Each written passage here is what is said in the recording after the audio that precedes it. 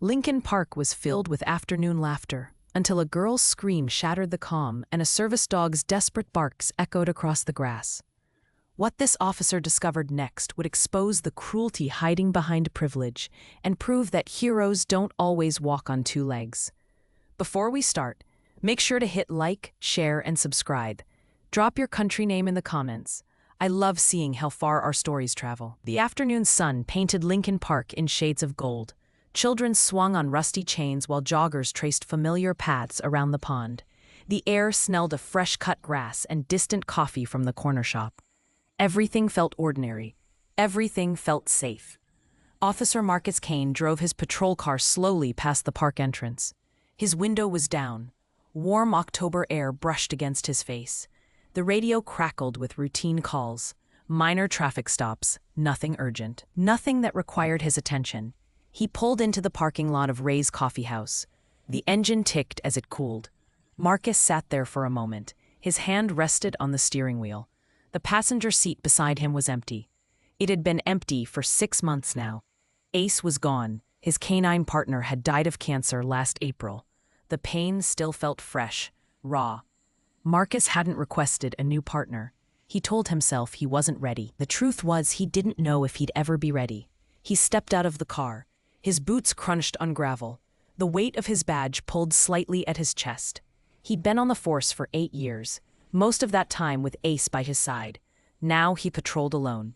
Inside the coffee shop, the barista greeted him with a familiar nod. Marcus ordered black coffee, no sugar.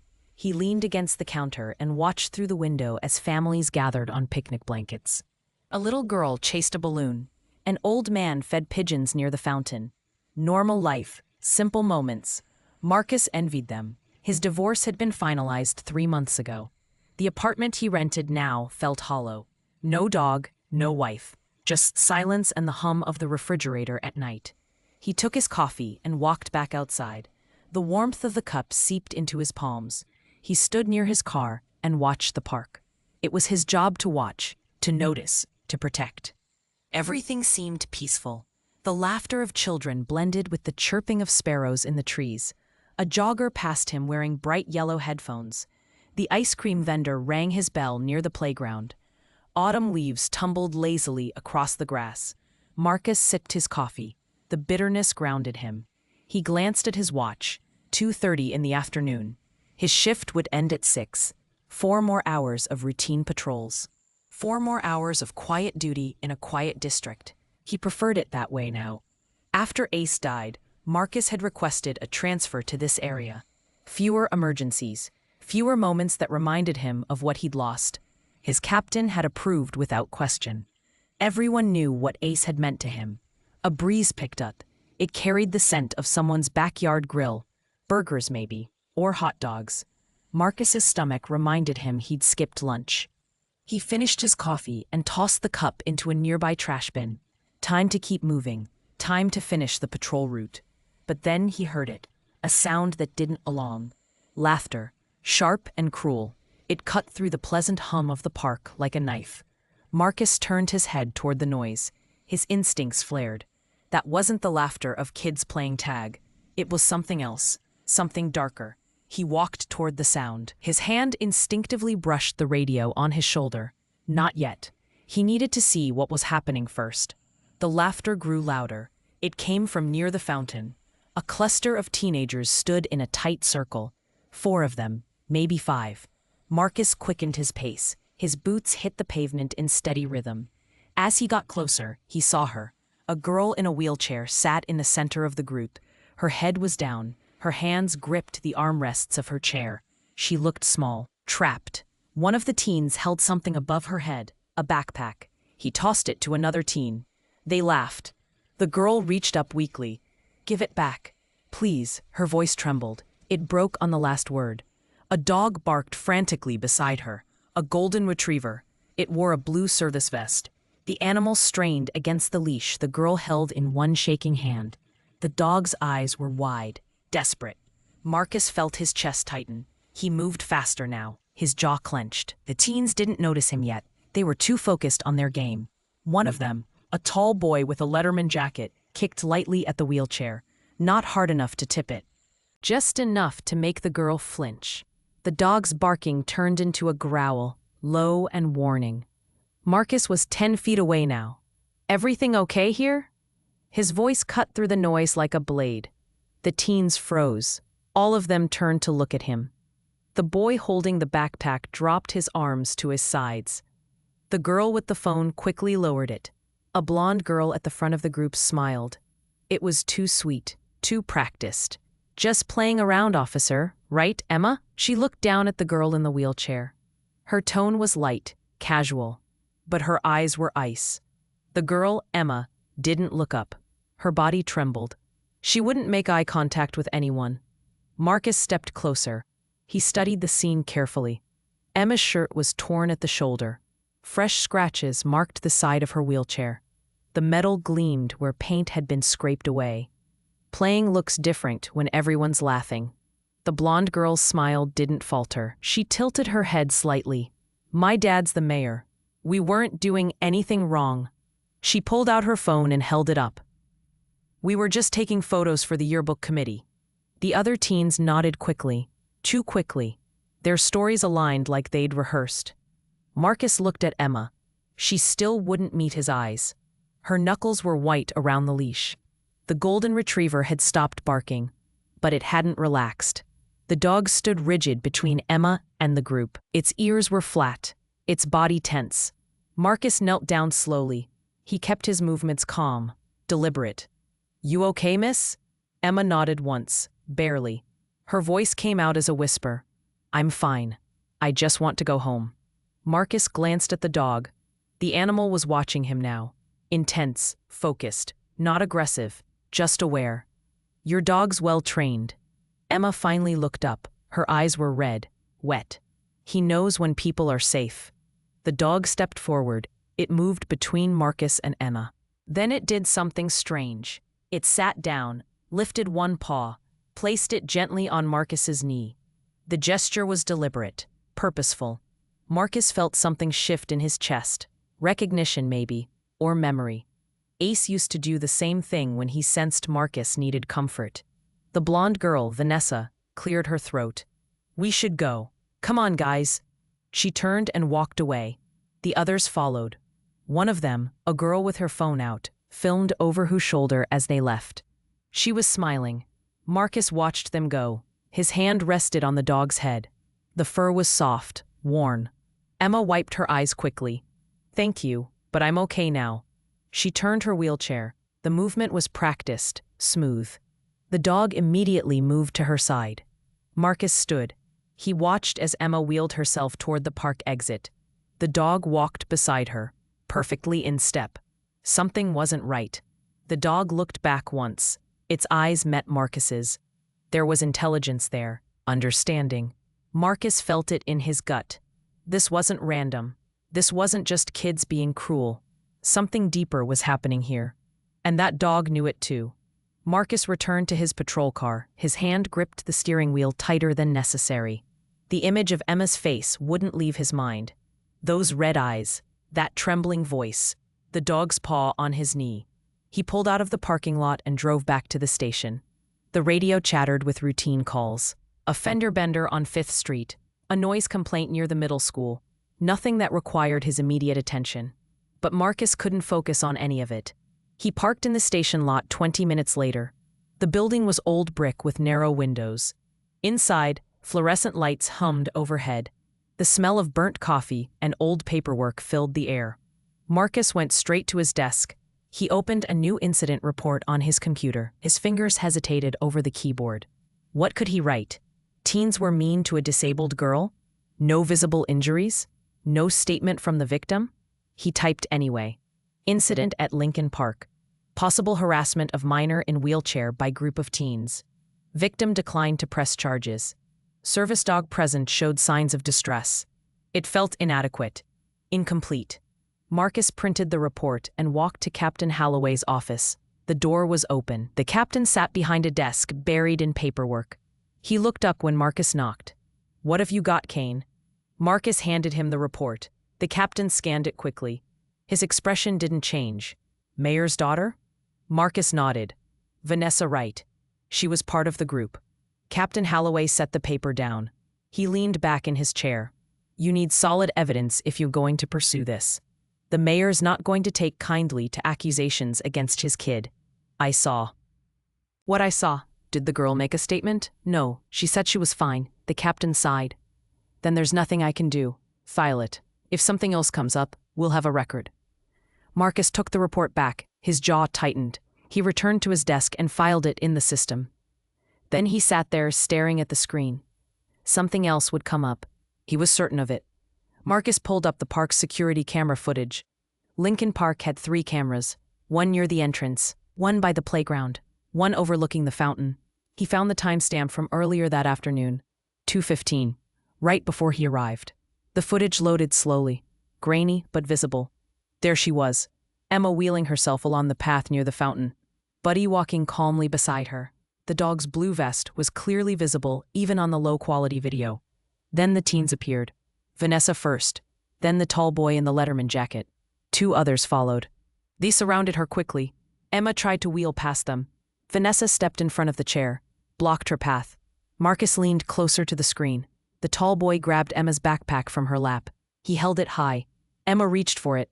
Her mouth moved, probably asking for it back. The boy tossed it to another teen. They played keep away, laughing. Then the boy kicked the wheelchair, not hard, but deliberate. Buddy barked. The dog moved between Emma and the group. Marcus watched as the boy in the jacket bent down. He shoved Buddy away from the wheelchair. The dog stumbled but didn't yelp. It regained its footing immediately and returned to Emma's side. Marcus felt his hands curl into fists. The footage continued for another 3 minutes. Emma's head dropped. Her shoulders shook. She was crying. Then Marcus appeared on screen. The teens scattered quickly.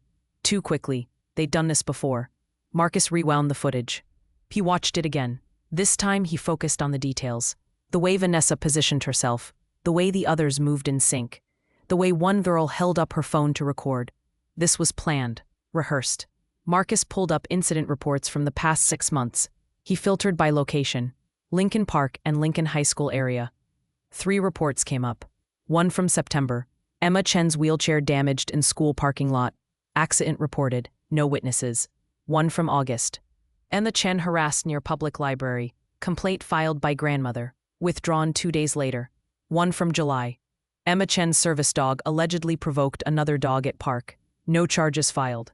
Marcus read each report carefully. The pattern was clear. They'd been targeting her for months. He picked up his phone and dialed the number listed on the most recent report. Mrs. Chen, Emma's grandmother. The phone rang 4 times before someone answered. Hello? The voice was elderly, cautious.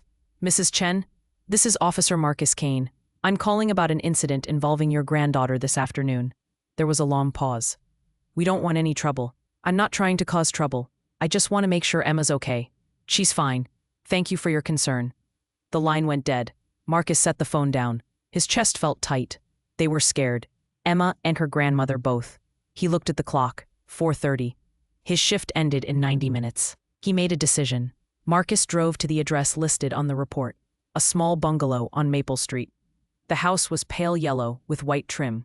A wooden ramp led up to the front door. Flower beds lined the walkway.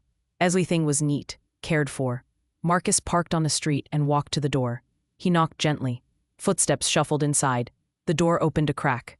An older woman peered out. Her hair was gray and pulled back in a bun. Her eyes were sharp. Mrs. Chen? We already spoke. We don't want trouble. I understand, but I think Emma might be in danger. The woman's expression shifted. Fear flickered across her face. Please, just 5 minutes. Mrs. Chen hesitated. Then she opened the door wider. Inside, the house smelled like jasmine tea and old wood. The furniture was worn, but clean. Photos lined the walls. A younger Emma with 2 adults. Her parents, Marcus guessed. Mrs. Chen led him to a small living room. She didn't offer him a seat. Emma's in her room. She doesn't want to talk about it. I'm not here to pressure her. I just need to understand what's happening. What's happening is that girl and her friends have been making Emma's life hell for months. Mrs. Chen's voice cracked slightly. We've reported it. Nothing changes. Her father's the mayor. The school won't do anything. So we keep our heads down and try to survive. Marcus heard movement behind him. He turned. Emma stood in the doorway. Buddy was at her side. The dog's tail wagged once when it saw Marcus. Emma's eyes were still red. She looked exhausted. "You came to our house?" Her voice was quiet, not angry, just tired. "I wanted to check on you, and on him." Marcus gestured to Buddy. The dog immediately walked over to him. It sat down and looked up at Marcus with those same intelligent eyes. Marcus knelt. He ran his hand over the dog's head. The fur was soft, warm. "He's special, isn't he?" Emma wheeled closer. She nodded. "He was trained for me after my parents died. I have anxiety. He helps." Marcus noticed something then. A faint mark on Buddy's side. He gently moved the fur aside. A bruise, dark purple against the golden coat. Did someone hurt him? Emma looked away. Her hands gripped the armrests of her wheelchair. "Chad kicked him yesterday. I didn't tell you because it just makes things worse." Marcus felt anger rise in his chest. He forced it down. Stayed calm. "That's animal abuse. You can press charges." "And then what? They come after me harder?" "Their parents are rich, powerful. We're nobody. You're not nobody." Emma met his eyes. For the first time, he saw something other than fear. A flicker of hope, maybe. Buddy moved between them again. The dog placed its head on Marcus's knee, then turned and did the same to Emma. "He trusts you." Emma's voice was softer now. Marcus stood. He looked at Mrs. Chen. "I'm going to help. I can't promise it'll be easy, but I'm not walking away from this." Mrs. Chen's eyes filled with tears. She nodded once.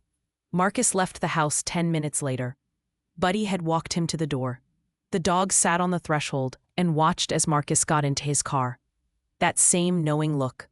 Marcus started the engine. His mind was already working through next steps. He needed more evidence, more witnesses. He needed to build a case that couldn't be ignored. Even if it meant going up against the mayor's daughter. Marcus couldn't sleep that night. He kept seeing Emma's face, the bruise on Buddy's side. The way the dog had looked at him with those impossibly aware eyes. At 6 in the morning, he gave up trying. He made coffee and opened his laptop at the small kitchen table. The apartment was quiet. Too quiet. He started with social media. Vanessa Wright's profile was public. Photos of parties, designer clothes, vacation spots Marcus couldn't afford on a year's salary. Comments from dozens of people calling her beautiful, perfect, untouchable. He scrolled further back. August, July, June.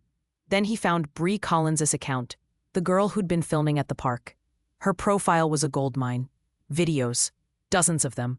Most were typical teenage content. Makeup tutorials, dance trends. But mixed in were other videos.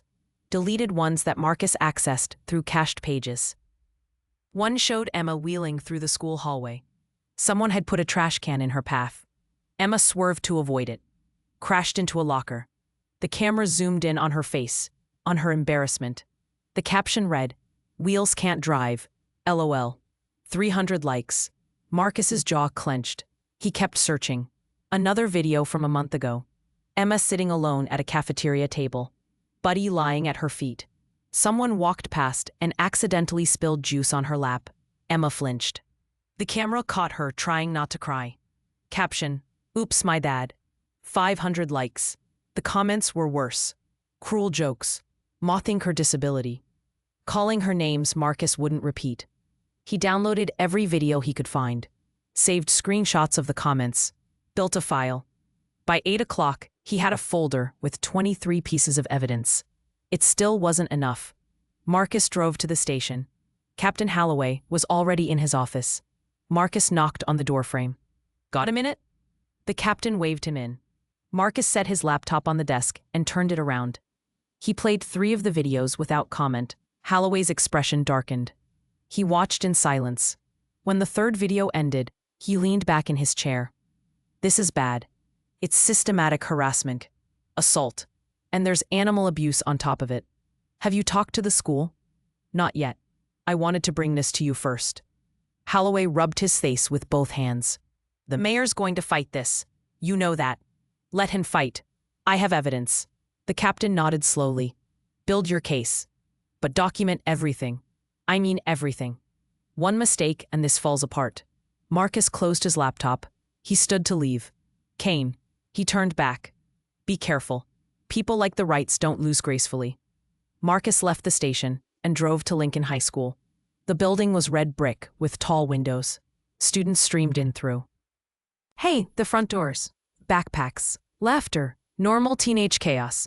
Marcus parked in the visitor lot and went inside. The main office smelled like industrial cleaner and paper.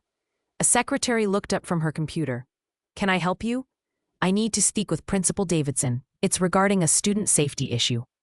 The secretary's smile faltered. She picked up the phone and spoke quietly. A moment later, she hung up. He'll see you now. Second door on the left. Principal Davidson was a thin man in his 50s. Wire-rimmed glasses, tired eyes. He gestured for Marcus to sit. What's this about, officer? Emma Chen. I have reason to believe she's being systematically harassed by several students. The principal's expression didn't change. He folded his hands on his desk. We're aware of some tensions between students. We've addressed it. Addressed it how? Counseling, mediation sessions, standard protocol. Marcus pulled out his phone. He played one of Bree's videos, the one where Emma crashed into the locker. Davidson watched. His face paled slightly. I wasn't aware it had been filmed. There are 23 videos like this, posted publicly. Some have been deleted, but I recovered them. The principal removed his glasses. He cleaned them slowly with a cloth from his desk drawer.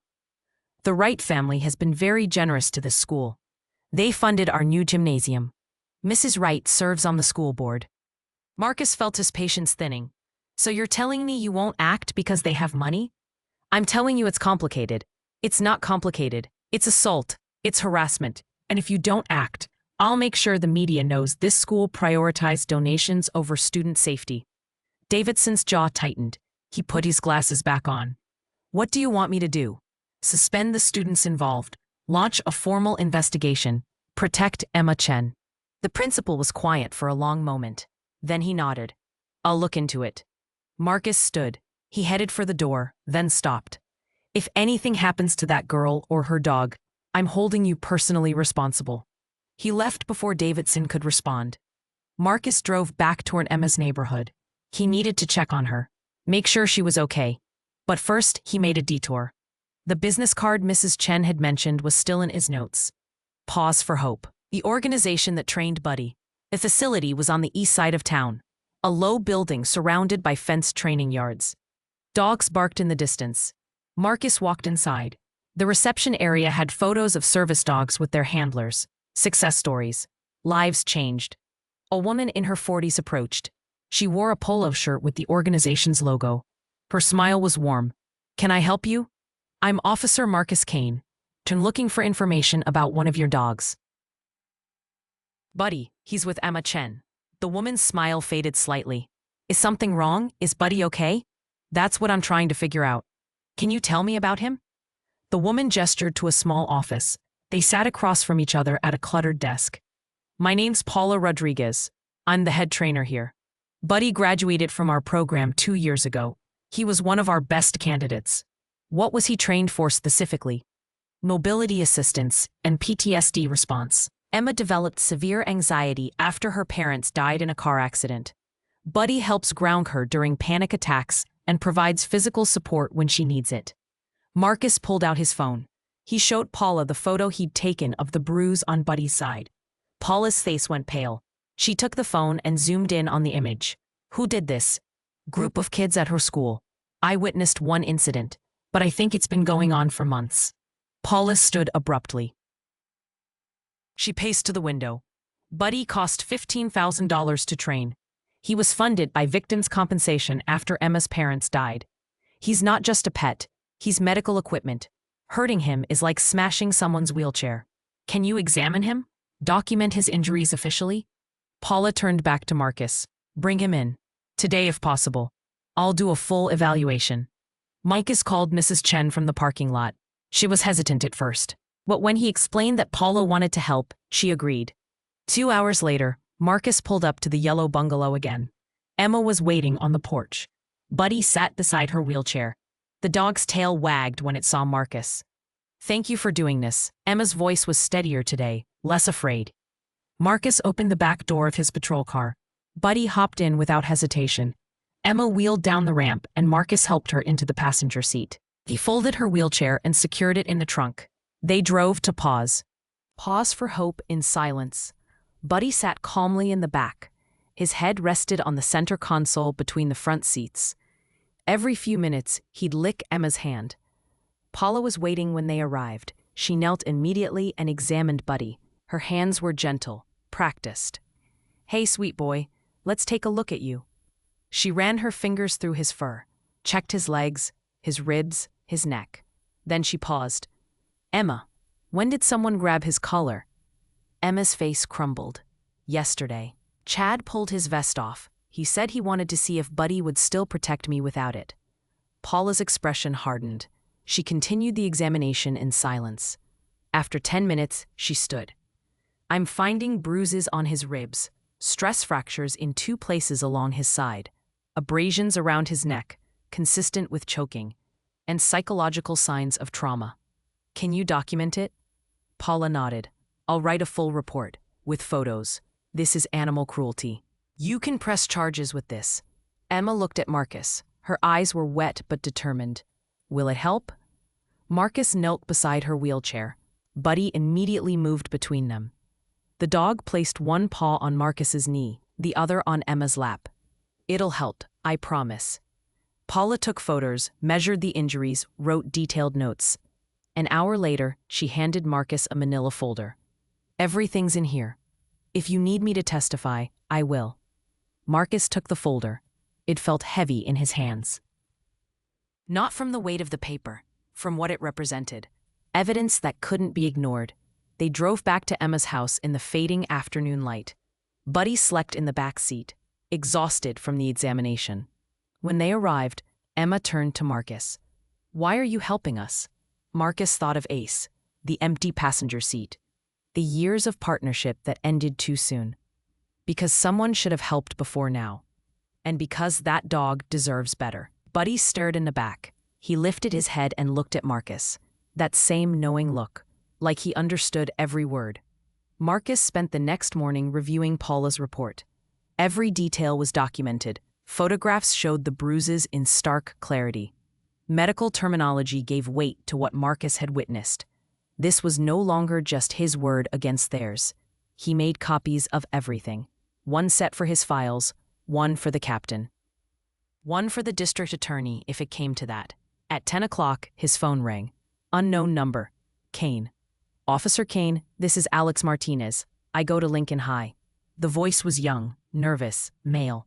"How did you get this number?" I asked around. "Look, I need to talk to you about Emma Chen."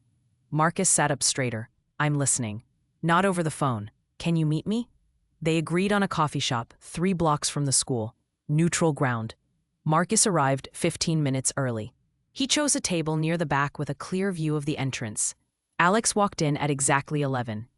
He was small for a high school kid, maybe 15, 16 at most. Dark hair, glasses. He wore a hoodie 2 sizes too big. He spotted Marcus and walked over. Sat down without ordering anything. "Thanks for meeting me. What do you know about Emma?" Alex pulled out his phone. He glanced around to make sure no one was watching. Then he slid it across the table. "I've been recording them, the things they do to her. I have videos Bree deleted from her account." "Why?" Alex's jaw tightened. "Because they did the same thing to my sister last year. She transferred schools because of them. Nobody helped her. I'm not letting that happen again."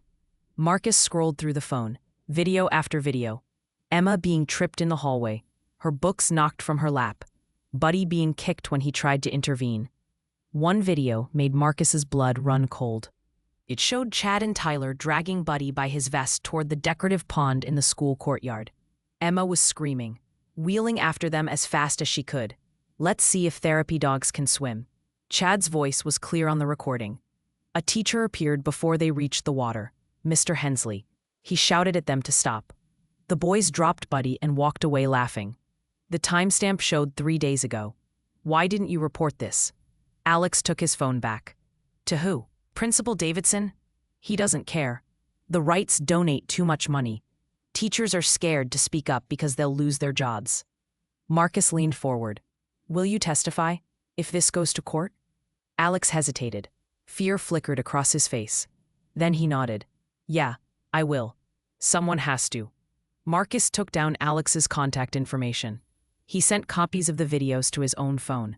Evidence was piling up. Undeniable, concrete. He drove back to the station. Captain Holloway was in a meeting. Marcus waited outside his office for 20 minutes. When the captain finally emerged, Marcus followed him inside. I have more evidence, a lot more. He showed Holloway the videos from Alex, played the one near the pond. The captain's face darkened with each second. This is attempted animal abuse, possibly worse. If that dog had drowned, they'd be looking at felony charges. They still should be. Holloway nodded slowly. Agreed. I'm escalating this. I want you to bring in the kids for questioning. Start with the one who filmed everything, Bree Collins. Marcus felt a surge of satisfaction. Finally. Movement. What about the mayor? Let him complain. We have enough evidence to justify the investigation. Marcus left the office and pulled Bree's address from the school records Alex had provided. She lived in the wealthy part of town. Gated community, manicured lawns. He arrived at 4 in the afternoon. A woman answered the door, mid-40s, blonde hair, too much makeup. Mrs. Collins? Yes? I'm Officer Kane. I need to speak with your daughter, Bree. The woman's smile vanished. What's this about? An ongoing investigation into harassment and animal cruelty. Her face paled. Bree's not involved in anything like that. I have video evidence that says otherwise. Is she home? Mrs. Collins hesitated. Then she called over her shoulder. Bree, come down here. Footsteps on stairs. Bree appeared. The same girl from the park. Phone perpetually in hand. She froze when she saw Marcus. You. Me. We need to talk. I don't have to talk to you without a lawyer. Marcus smiled thinly. That's your right. But I already have the videos you deleted. The ones showing you and your friends attacking Emma Chen and her service dog. Bree's face went white. I didn't attack anyone, I just filmed. Filming makes you an accessory, especially when you posted it online to humiliate the victim. Mrs. Collins stepped between them. This is harassment. My husband will hear about this. Your husband can call the station. In the meantime, Bree needs to come in for questioning. The mother pulled Bree back inside. We're calling our lawyer. Don't contact my daughter again without legal representation present. The door slammed. Marcus expected that. Wealthy families always lawyered up. But it didn't matter. He had the evidence. Bree's cooperation would have been convenient. Not necessary. He drove to Chad Morrison's house next, even bigger than Bree's. 3-car garage, basketball hoop in the driveway. A man answered the door. Tall, broad shoulders, probably played football in his youth. Chad Morrison's father? Who's asking? Officer Marcus Kane. I need to speak with your son about an incident at Lincoln Park. The man's expression didn't change. Chad's at practice, won't be home until 6. Then I'll come back at 6. Marcus returned to his car. He sat there for a moment, looked at the house. Money couldn't buy decency or accountability. His phone buzzed. Text from an unknown number. Stop investigating Vanessa, or you'll regret it. Marcus stared at the message. Then he screenshotted it and forwarded it to Holloway with a note. Threats received. Continuing investigation. The captain's response came immediately. Noted. Be careful. At 6:15, Marcus returned to the Morrison house. Chad answered the door this time. Still in his football practice gear, grass stains on his knees. You the cop asking about me? Marcus showed his badge. I need you to come down to the station. Answer some questions. About what? Emma Chen. Her dog. The incident at the park. Chad smirked. That girl in the wheelchair, she's fine. We were just messing around. Messing around includes kicking her chair, stealing her belongings, abusing her service animal? The smirk faded. I didn't abuse anything. I have video evidence that says you did. Chad's father appeared behind him. My son's not going anywhere without a lawyer. Marcus expected this too. That's fine. Have your lawyer contact the station. We'll arrange a formal interview. But this isn't going away. He handed the father his card. Tell Chad to think carefully about what he wants to say. Because right now, he's looking at assault charges. Maybe worse. Marcus left. 2 down. 2 to go. Tyler Grant lived in a mansion on the hill. His parents weren't home. A housekeeper answered the door. Marcus left his card and a message. Tyler needed to contact the station within 24 hours. Vanessa was last. The mayor's house was impossible to miss. White columns, circular driveway, a fountain in the front yard. Marcus parked on the street. He walked up the long driveway, rang the doorbell. A man in his 50s answered, expensive suit. Polished shoes. Mayor Richard Wright. Officer Kane. I've been expecting you. His voice was cold, controlled. I need to speak with your daughter. My daughter is 16 years old. Any questions go through me and our attorney. I have evidence that Vanessa participated in the systematic harassment and assault of a disabled student, along with abuse of a certified service animal. The mayor's expression didn't change. My daughter is an honor student. Volunteers at the church. You're wasting your time. Marcus pulled out his phone. He played the video of Vanessa blocking Emma's wheelchair, taunting her. The mayor watched. His jaw tightened slightly. But he didn't look away. Kids tease each other. That's not a crime. Assault is. So is conspiracy. And your daughter organized it. Prove it. Marcus smiled. I intend to. He turned and walked back to his car. The mayor stood in the doorway watching. Marcus could feel his eyes boring into his back. Let him watch. Let him worry. The case was building.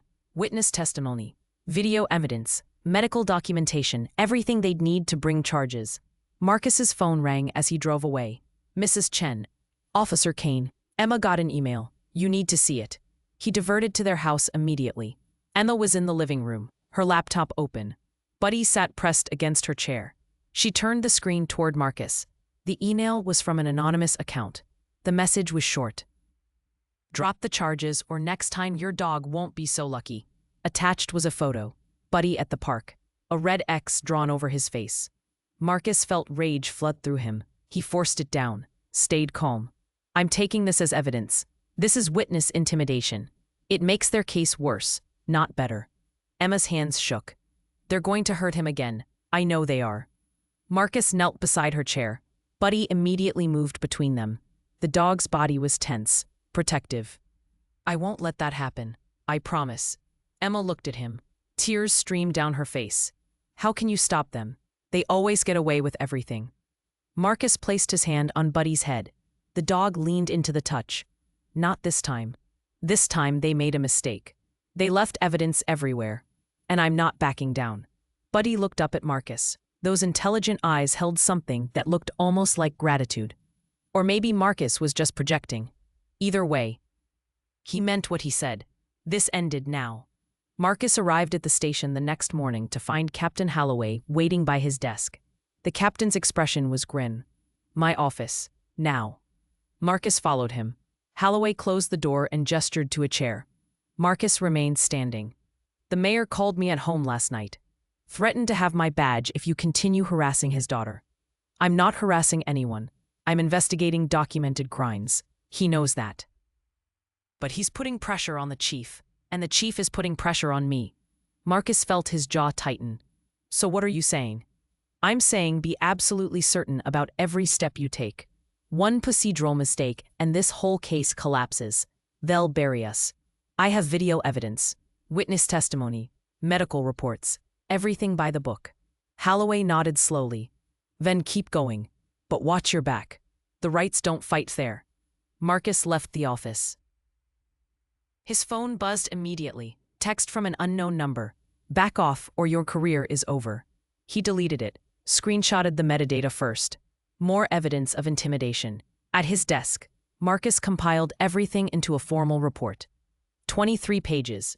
Videos embedded. Witness statements attached. Paula's medical evaluation of Buddy included in full. He submitted it to the district attorney's office at noon. By 3 o'clock, he got a response. Assistant DA Maria Gonzalez wanted to meet. Her office was downtown. 13th floor. Glass windows overlooking the city. Maria was in her 40s. Sharp suit. Sharper eyes. She gestured for Marcus to sit. She had his report open on her computer. This is solid work, Officer Kane. Very thorough. Thank you. It's also a political nightmare. The mayor's daughter, a beloved star quarterback, the daughter of a school board member. Does that matter? Maria leaned back in her chair. Legally? No. Practically? Yes. If we move forward with charges, we need this case to be airtight. No holes. No room for reasonable doubt. It is airtight. She turned her monitor toward him, played one of the videos. The one where Chad kicked Emma's wheelchair. Defense will argue he barely touched it. Wasn't trying to hurt her. Just horsing around. He also kicked her dog, dragged him toward water, threatened to drown him. Maria nodded. The animal cruelty charges are stronger. Especially with the vet report. But we need the victim to cooperate fully. Will Emma Chen testify? Marcus paused. He thought of Emma's fear, her grandmother's warnings. She's scared. But she's also tired of being victimized. I think she will. Think isn't good enough. I need certainty. I'll talk to her. Maria closed the file. Do that. If she agrees to testify, we move forward. If not, we have a much weaker case. Marcus left the DA's office and drove straight to Emma's house. It was almost 5. The sun hung low in the sky. Golden light painted the neighborhood in warm tones. Mrs. Chen answered the door. Her expression was wary. Is everything okay? I need to talk to Emma. About testifying. Mrs. Chen's face paled. You're asking her to go to court? Against those kids? If this goes to trial, yes, they'll destroy her. You know they will. Or she destroys them first, with the truth. Mrs. Chen hesitated. Then she stepped aside. Emma was in her room. The walls were covered with drawings, landscapes, animals, faces, all beautifully detailed. Buddy lay on a dog bed in the corner. He lifted his head when Marcus entered. You're really good, Marcus gestured to the artwork. Emma shrugged. It helps me think. Marcus sat on the edge of her desk. Emma wheeled her chair to face him. The district attorney wants to press charges. Against all 4 of them. But they need you to testify. Emma's hands gripped her armrests. In court? In front of everyone? Yes. I can't. I'll fall apart. You're stronger than you think. You don't know what it's like. Everyone's staring, judging, wondering what's wrong with me. Marcus leaned forward. I lost my canine partner 6 months ago. Ace. He died of cancer. I watched him deteriorate for weeks. Couldn't do anything to stop it. Emma's expression softened. I'm sorry. After he died, I couldn't work with another dog. Couldn't even think about it. The pain was too much. But then I met Buddy. And you. And I realized something. What? Running from pain doesn't make it go away. It just lets the people who caused it win. Emma looked at Buddy. The dog had risen from his bed. He walked over and placed his head on her lap. What if I testify and nothing changes? What if they get away with it anyway? Then, at least you tried. And you'll know you didn't let fear control you. Emma was quiet for a long time. Her hand stroked Buddy's head. The dog's eyes closed, content.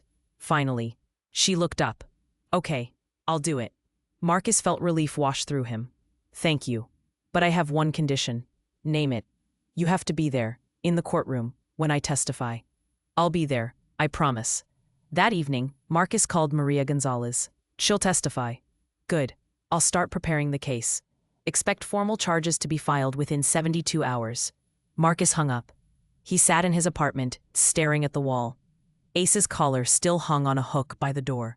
He hadn't been able to take it down. His phone buzzed. Another unknown number. He almost ignored it, but something made him answer. Kane. Officer Kane, this is Principal Davidson. I thought you should know. Vanessa Wright withdrew from school today. What?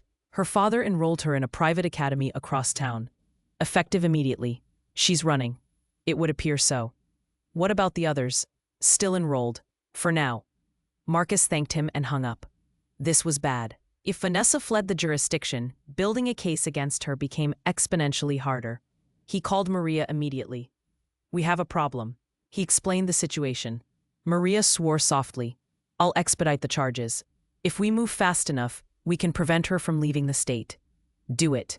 Marcus barely slept that night.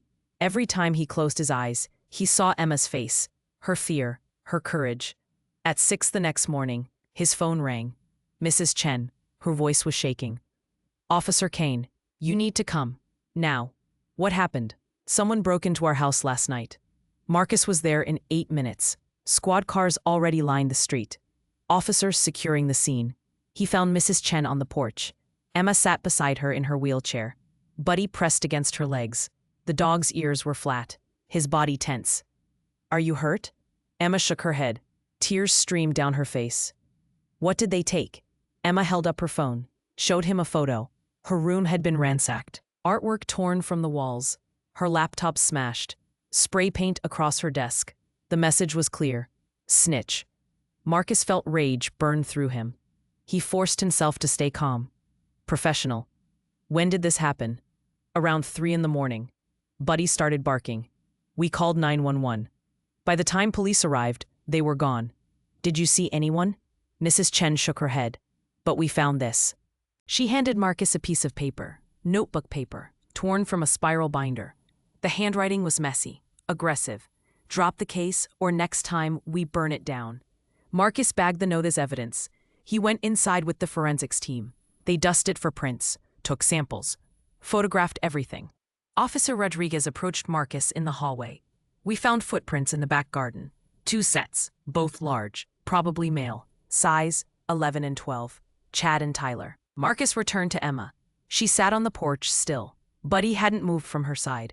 This is my fault. I should never have agreed to testify.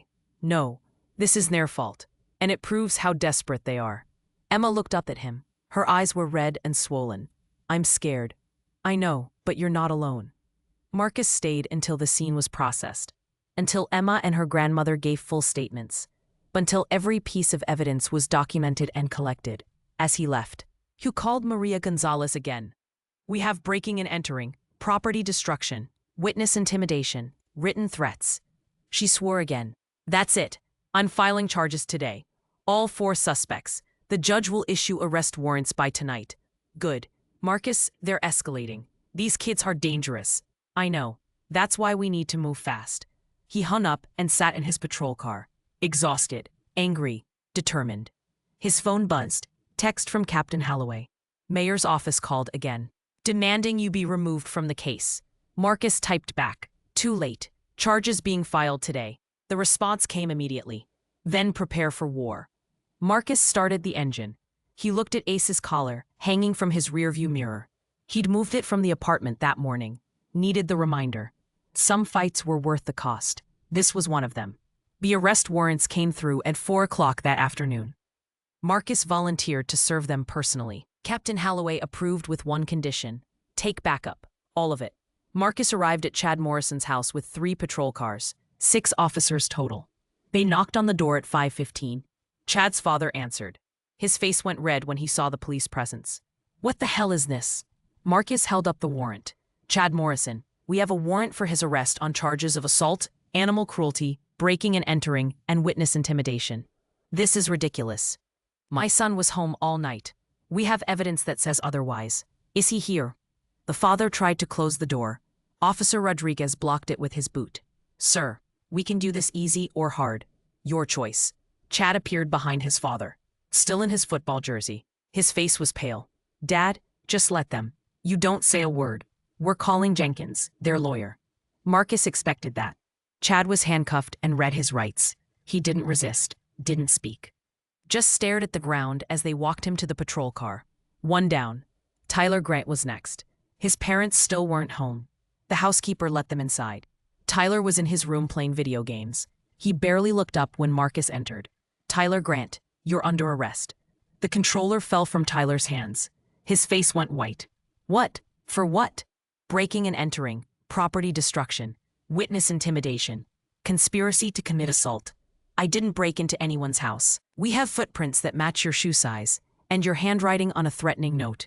That wasn't me. Marcus pulled out his phone, showed Tyler a photo. His own Instagram post from 2 months ago. A picture of his sneakers. Nike. Size 12. Same tread pattern as the prints found in Emma's garden. Tyler's mouth opened, closed. No words came out. He was arrested without further resistance. 2 down. Bree Collins was harder. Her parents had lawyered up immediately. They met Marcus at the door with their attorney. a man in an expensive suit who spoke in clipped sentences. My client will turn herself in at the station, with counsel present. You don't need to arrest her at home. Marcus considered arguing, decided against it. She has 2 hours. After that, I come back with more officers. The lawyer nodded curtly. Bree appeared in the doorway behind her parents. Mascara streaked down her face. She'd been crying. I just filmed it. I didn't do anything. You posted it online. Made money off ads. That makes you complicit. Her mother pulled her back inside. The door slammed. Marcus returned to his car. 3 down, 1 to go. Vanessa Wright. The mayor's house was dark when Marcus arrived. No cars in the driveway. No lights in the windows. He knocked anyway. No answer. He called the station. Ran the mayor's vehicles through the system.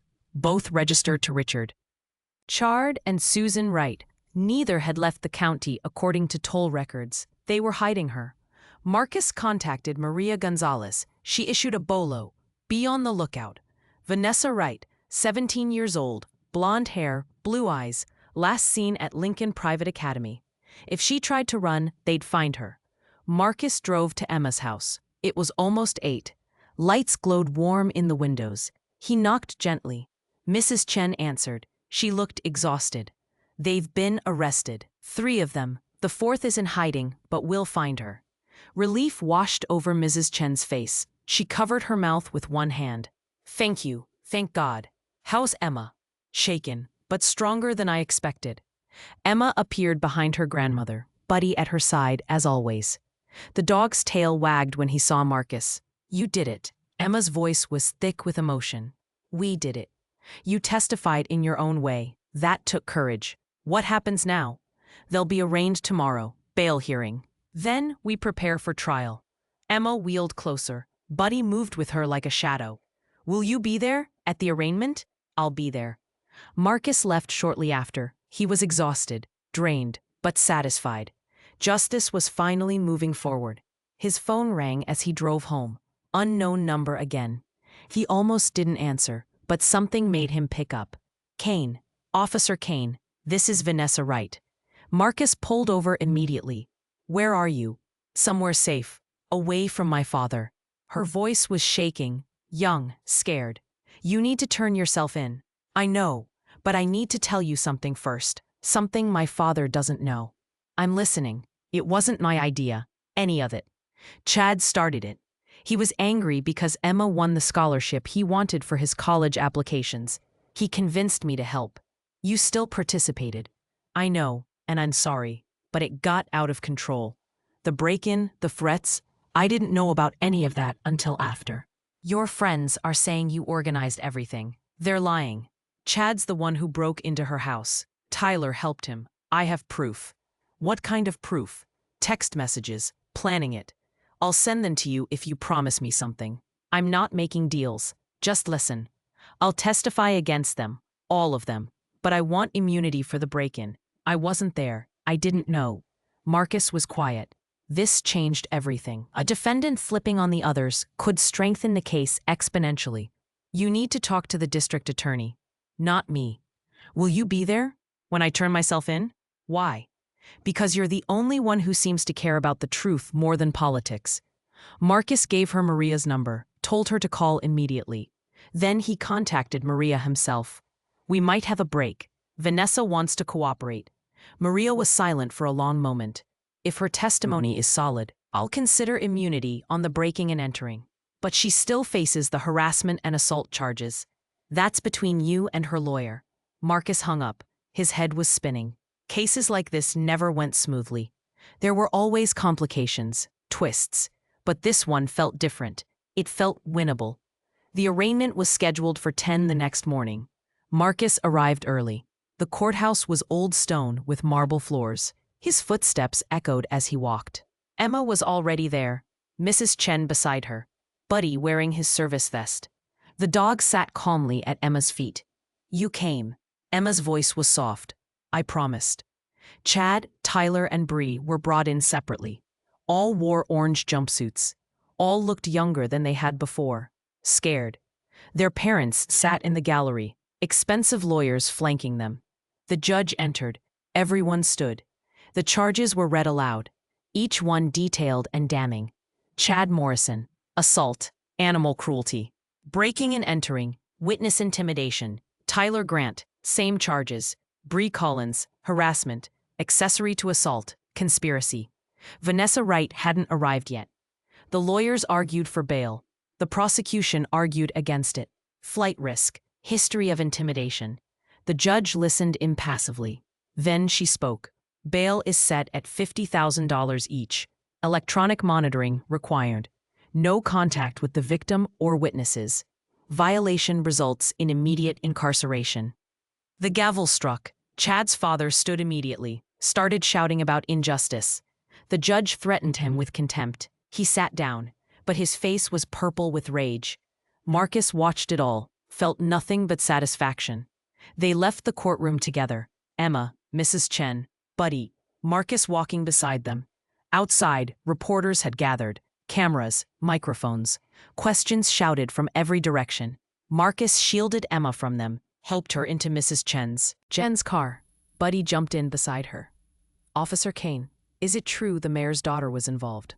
No comment. What message does this send about bullying in schools? That it has consequences. Finally, he walked away before they could ask more. His phone was already ringing.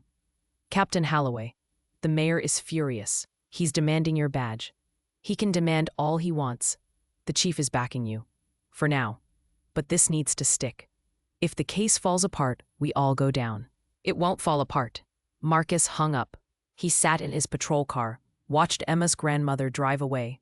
Buddy's face was visible through the back window. The dog was looking at him. That same knowing look. Marcus's phone buzzed.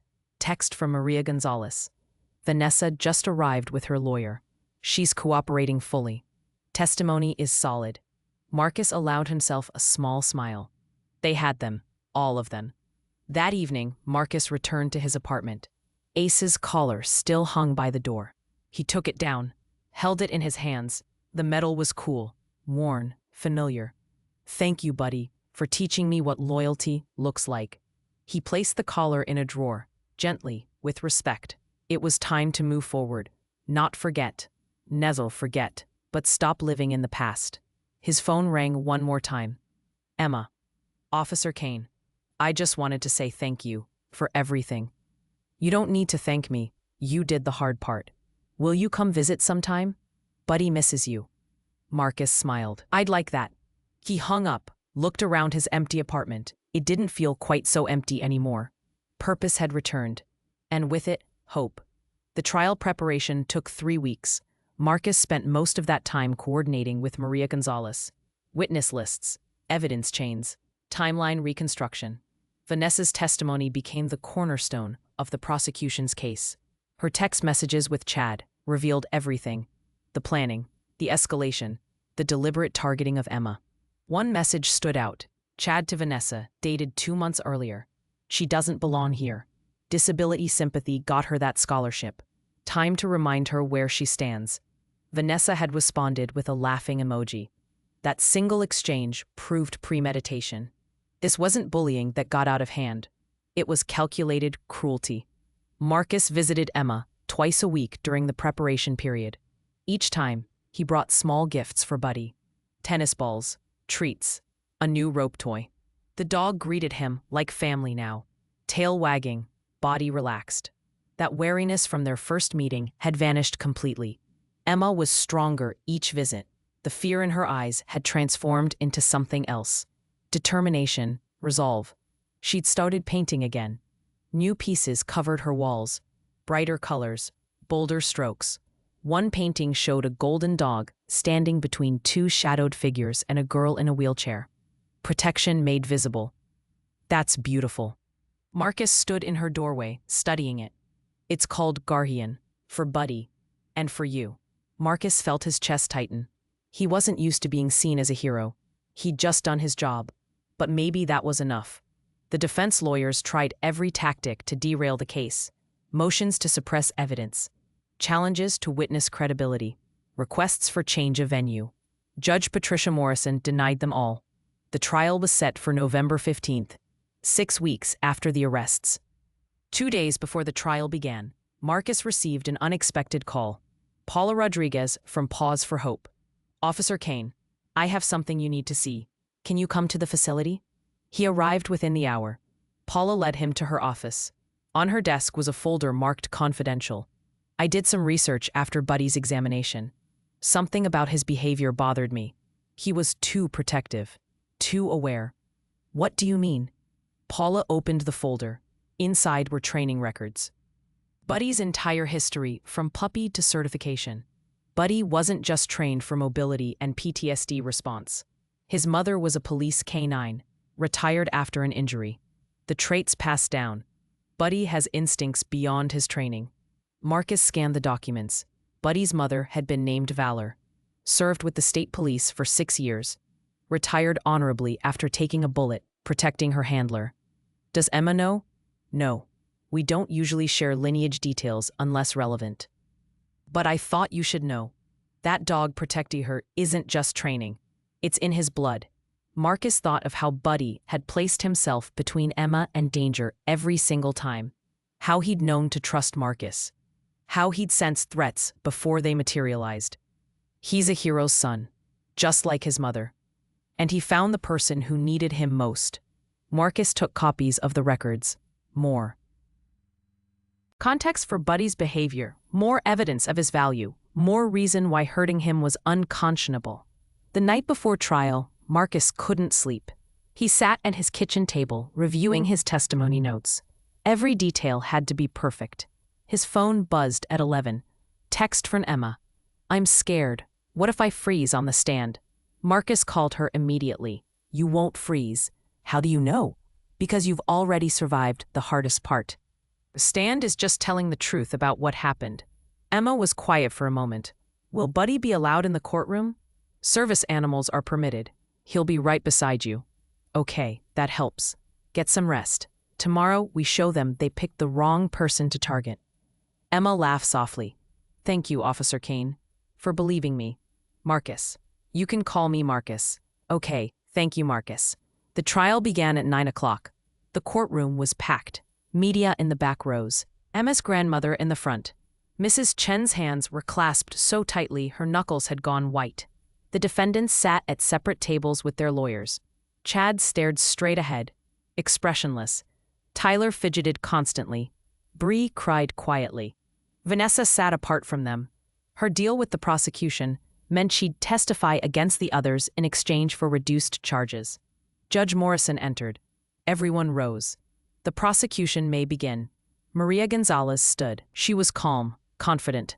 Her opening statement laid out the case with surgical precision.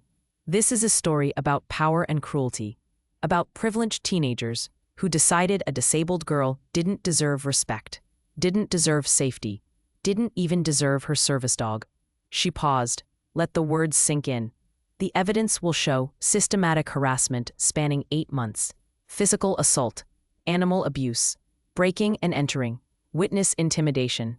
Not pranks, not jokes, crimes. The defense lawyers each gave their opening statements. They painted their clients as good kids who made mistakes, who got caught up in group dynamics, who never intended real harm. Marcus watched the jury. 12 faces, some sympathetic, some skeptical, all listening carefully. The prosecution called its first witness, Alex Martinez. The boy walked to the stand nervously. He was sworn in. Maria began her questioning. Alex, how do you know the defendants? We go to the same school. Lincoln High. Did you witness interactions between them and Emma Chen? Yes, many times. Describe what you saw. Alex detailed incident after incident. Textbooks knocked from Emma's lap. Her wheelchair blocked in hallways. Buddy kicked and harassed. The defense lawyers objected repeatedly. Hearsay, relevance, leading questions. Judge Morrison overruled most of them. Alex held firm. His voice grew stronger as he testified. By the end, he looked directly at Chad. I watched you make her life hell, and I'm glad you're finally being held accountable.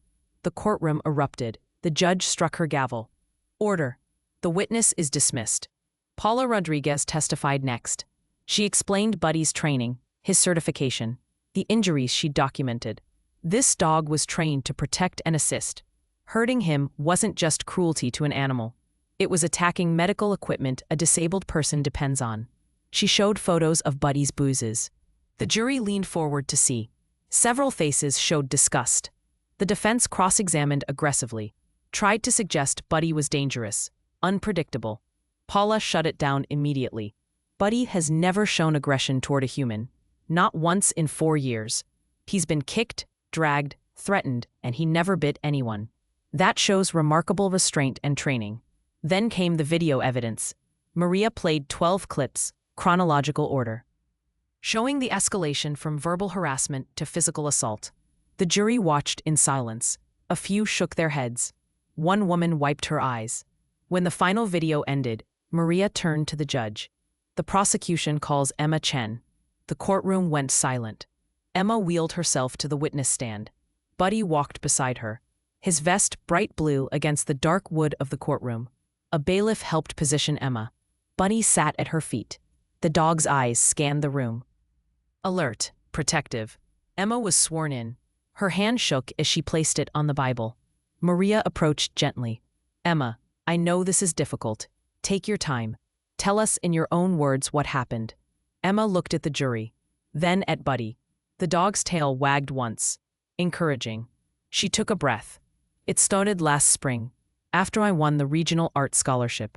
Chad wanted it. He told me I only got it because judges felt sorry for me. What happened after that? It got worse. See, every day, they'd block my path between classes, call me names, post videos online making fun of me. Did they ever hurt you physically? Emma's voice wavered.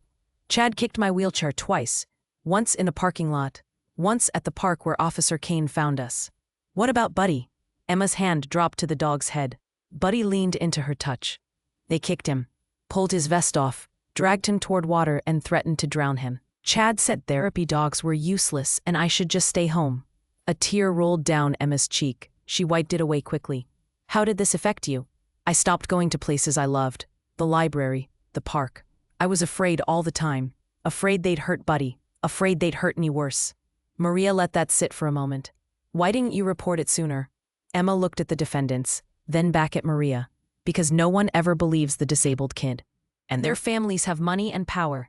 I thought nothing would change, but something did change. What was it? Emma looked directly at Marcus in the gallery. Officer Kane believed me. He didn't look at my wheelchair and decide I was making it up. He saw what was happening and he did something about it.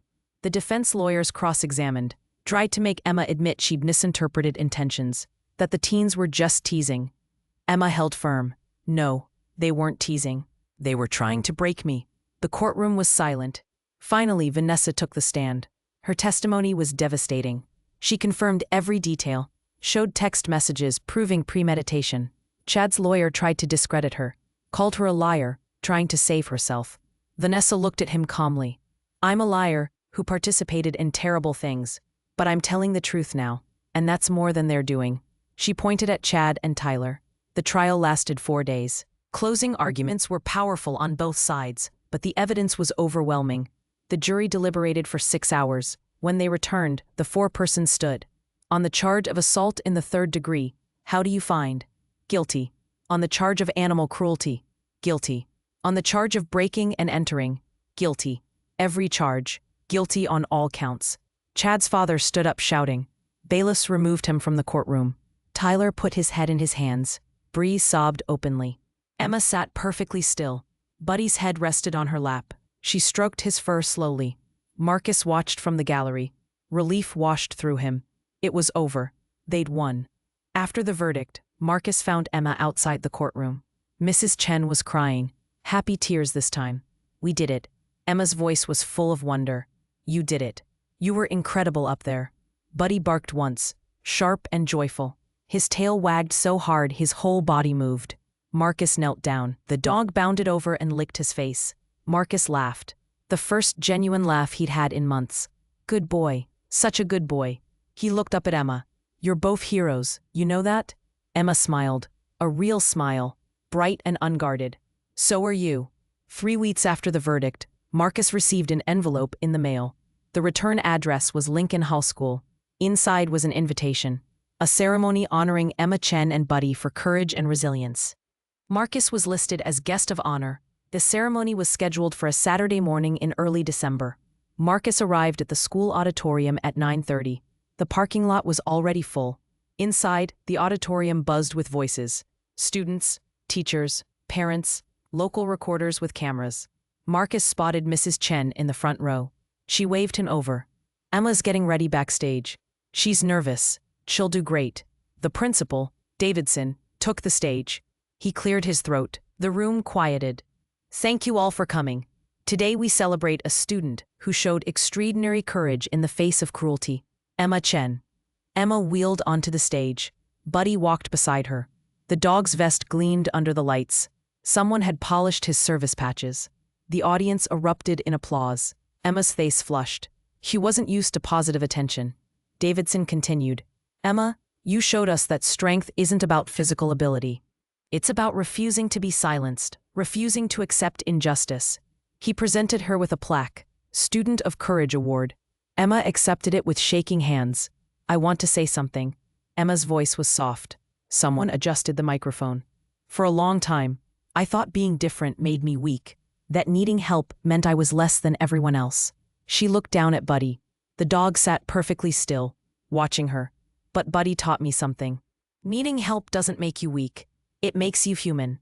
And the people who help you, they're not doing it out of pity. They're doing it because it's right. Emma looked directly at Marcus in the audience. Officer Kane didn't have to believe me. He didn't have to fight for me, but he did. And that changed everything. The applause was deafening.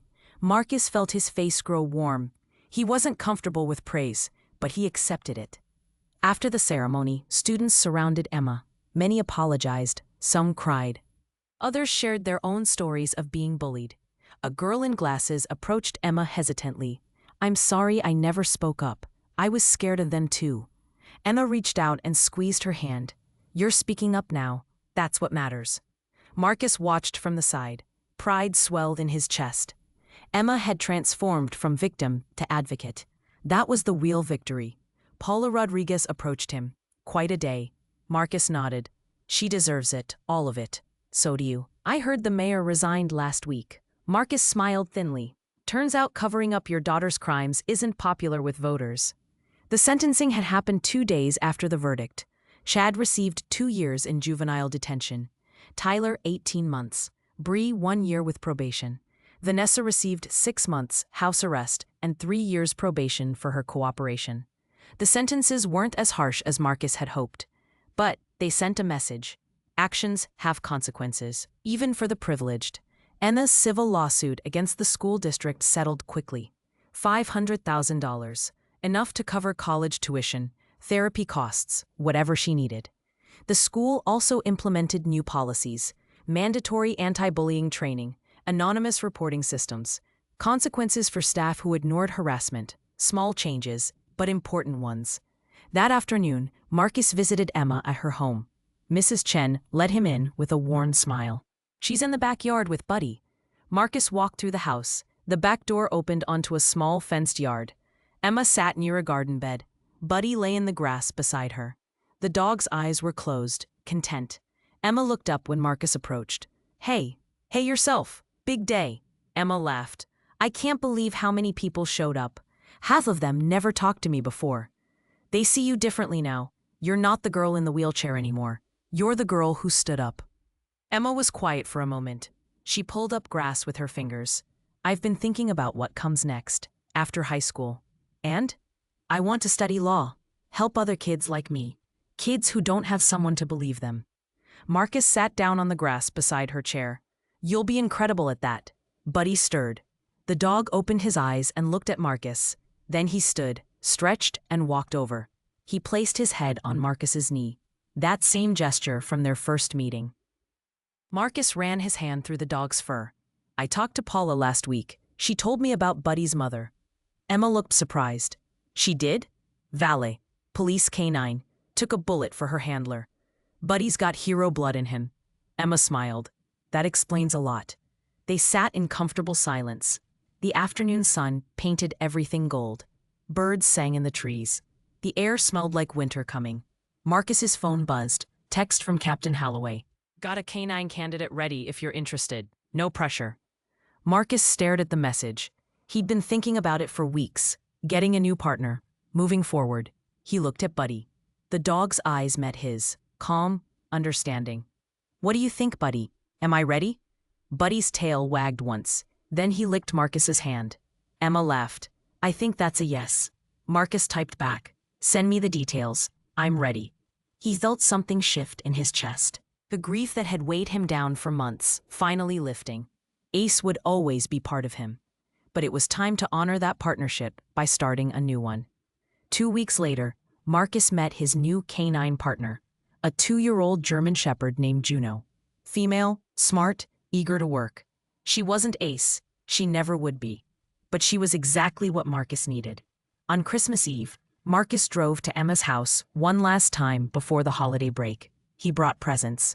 A new collar for Buddy, a sketchbook for Emma, homemade cookies from his mother for Mrs. Chen.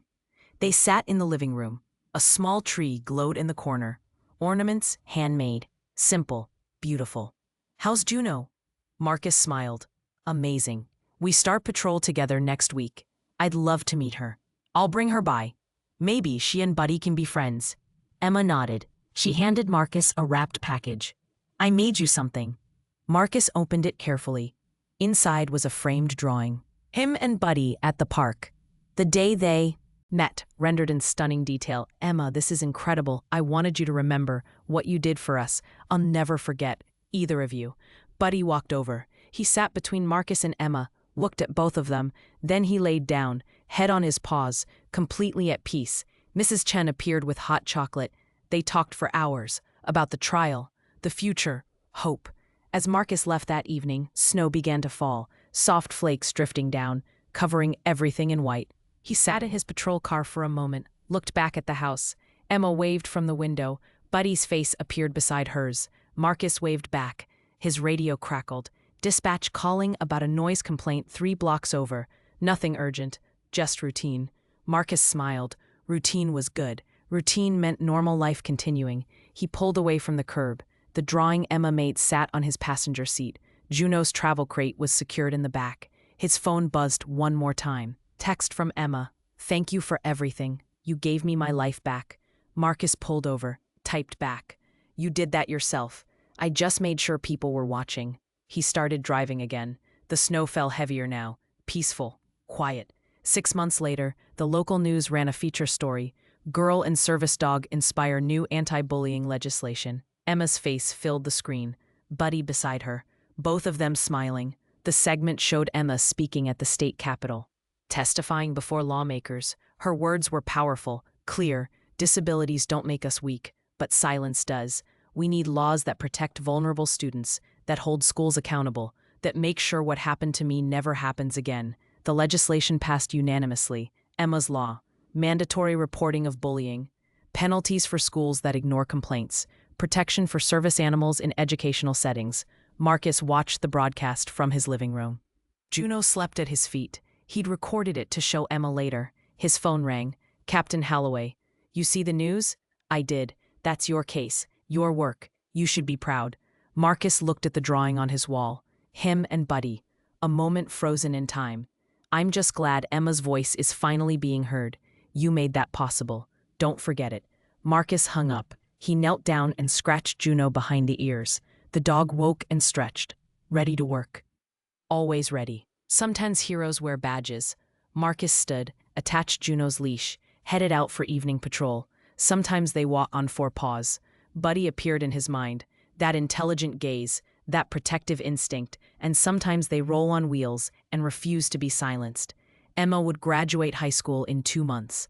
Top of her class, full scholarship to study law, a future bright with possibility. Marcus drove through quiet streets, the sun set behind buildings, painting everything in shades of gold and red. His radio was quiet, the city peaceful. For now. But Marcus was ready, whatever came next. He had a partner again, purpose again, connection again. Ace had taught him loyalty. Emma had taught him courage. Buddy had taught him that heroes come in all forms. And Juno was teaching him that moving forward didn't mean forgetting. It meant honoring what came before, by living fully now. Marcus pulled into a parking lot overlooking the city. He let Juno out. They walked the perimeter together, checking, observing, protecting. This was his calling. Not just enforcing laws, but standing up for people who couldn't stand up for themselves. Making sure the vulnerable weren't forgotten.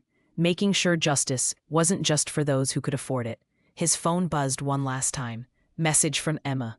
Buddy and I are at the park, the one where we met. Everything's different now. Thank you for that. Attached was a photo. Emma sitting on a bench, Buddy lying in the grass, both bathed in golden sunlight, both smiling. Marcus saved the image, added it to a folder labeled family, because that's what they'd become, not by blood, but by choice, by shared struggle, by refusing to give up. He looked at Juno. The dog stared back, alert, loyal, ready. Come on, partner, let's go home. They walked back to the patrol car together. The sun disappeared below the horizon. Stars began to emerge, one by one, lighting the darkness, and in that moment, Marcus understood something profound. Heroes aren't born, they're forged in moments of choice. When standing up costs something, when walking away would be easier. Emma chose courage, Buddy chose protection, Marcus chose justice, and together they proved that sometimes the smallest voices create the loudest change. If this story touched your heart, don't forget to like, share, and subscribe.